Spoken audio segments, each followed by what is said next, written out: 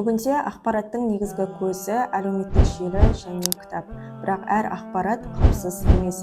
Сондықтан ақпараттарды қарағыңыз келетін болса, рұқсат етілген Қазақстан мұсылмандар діни басқармасының сайттарынан және ресми мешіттердің және дін орталықтарының әлеуметтік парақшаларынан қараңыздар.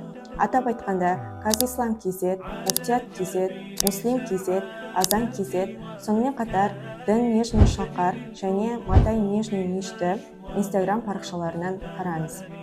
Діни кітаптар оқығыларыңыз келетін болса, діни сараптамадан өткеніне назар аударыңыз.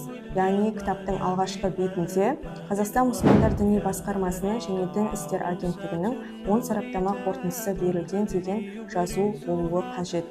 Діни сұрақтарыңыз туындайтын болса, мешіт имамдары мен білікті теологтан сұраңыздар. Әлеуметтік желіде абай болу, бұл өз болашағыңызға қамқор болу.